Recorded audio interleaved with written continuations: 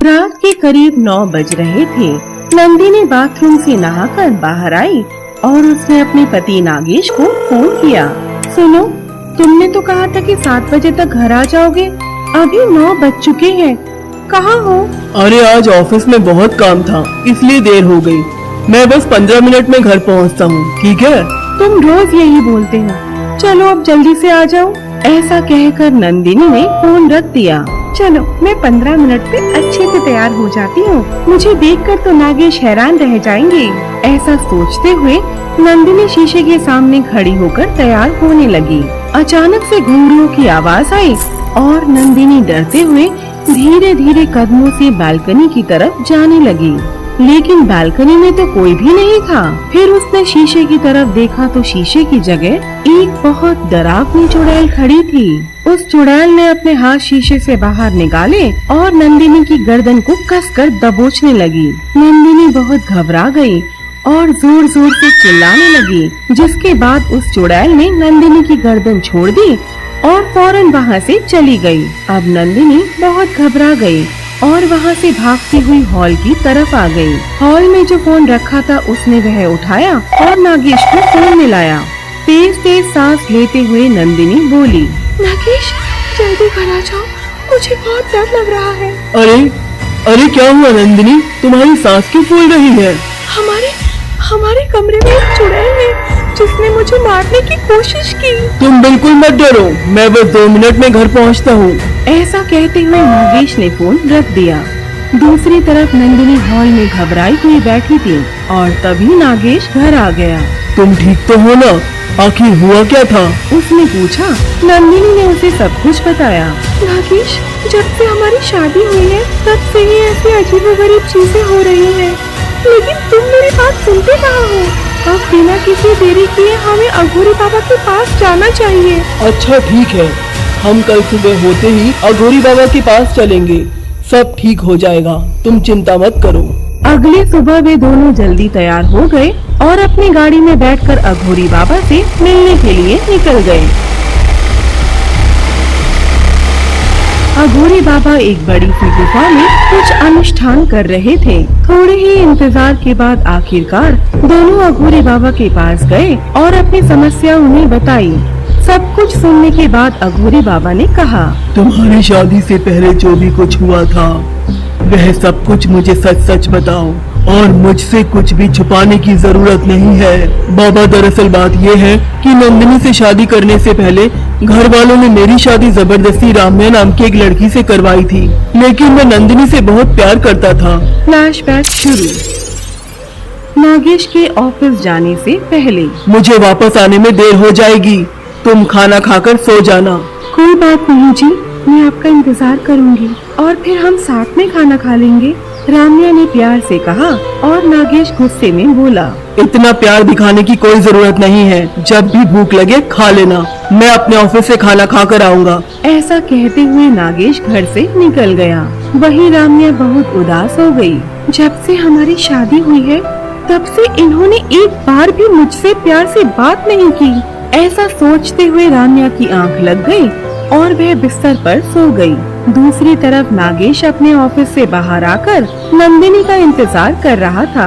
जैसे ही नंदिनी आई, नागेश, और कितने दिन तक हम ऐसे ही छुप छुप के मिलते रहेंगे? आखिर तुम मुझसे शादी कब करोगे? तुम जानती हो ना कि यह शादी मैंने अपने मर्जी से नहीं की है। मैं आज ही राम्या से तलाक की बात करता हूँ। ठीक है, मैं इस खुशखबरी का इंतजार करूँगी। ठीक है, बाय। ऐसा कहते हुए दोनों वहाँ से चले गए। जैसे ही नागेश घर पहुँचा, उसने देखा कि राम्या उसका इंतजार कर रही थी। राम्या ने नागेश को देखा और वह खुशी खुशी उसके पास आई। जैसे ही उसने प्यार से अपना हाथ नागेश के कंधे पर रखा, नागेश ने राम्या का हाथ झटके से हटा दिया और अपने कमरे में चला गया। राम्या को बहुत गुस्सा आया और वह भी कमरे में आ गई। मैं आपको तब से देख रही हूँ, जब से हमारी शादी हुई है। आपने आज तक मुझसे एक पति की तरह बर्ताव नहीं किया। मैं आपको पसंद भी हूँ या नहीं? चलो, आखिर तुम्हें इतने दिनों बाद समझ में आ ही गया, तो सुन लो सच्चाई क्या है। मैं तुम्हें पसंद नहीं करता और तुमसे तलाक चाहता हूँ। नागेश की यह बात सुनकर राम्या हैरान रह गई। अगर तुम यह सच शादी से पहले ही मुझे बता देते तो आज मैं खुशी खुशी अपनी जिंदगी गुजार रही होती। तुमने तो मेरी जिंदगी ही खराब कर दी। अब तलाक लेने के बाद मैं कहाँ जाऊंगी? मैं तुम्हें तलाक नहीं दे सकती।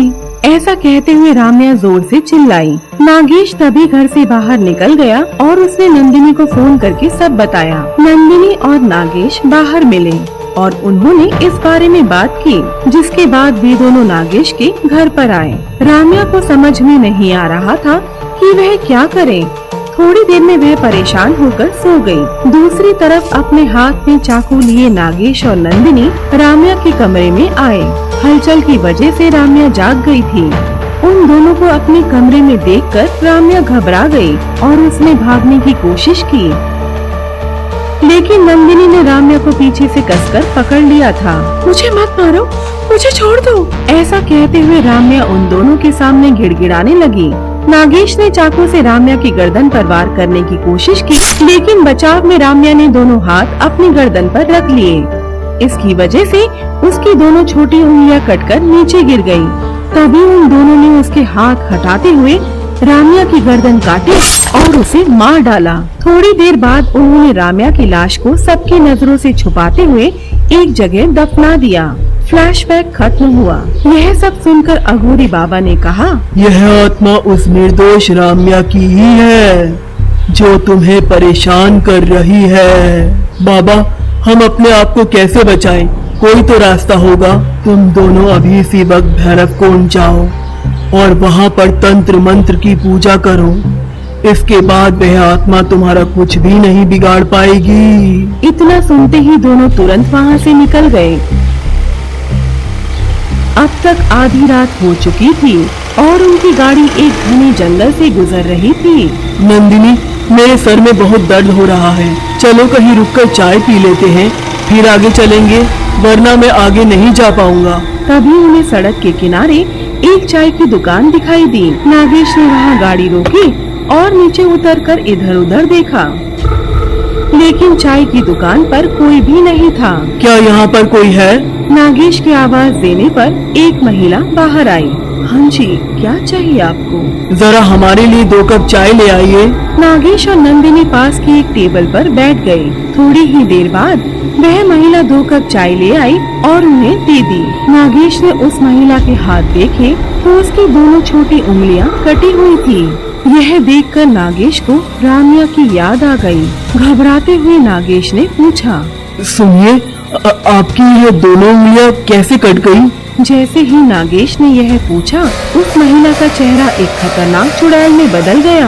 वह नहीं था ना जिसने मेरी दोनों उंगलियां काटी थी और फिर मेरी गर्दन काटकर मुझे मार दिया था। इतनी जल्दी भूल गया। ऐसा कहते हुए वह चुड़ैल बहुत जोर से चिल्लाई। उसकी चीख सुनकर नागेश और नंदिनी बहुत डर गए और वहाँ से भागने लगे। अब तुम दोनों बच के कहीं नहीं जा पाओगे। आज होगी तुम्हारी मौत। इतना कहते ही चुड़ैल ने अपने दोनों हाथ फैलाए और उन दोनों की गर्दन पकड़ ली।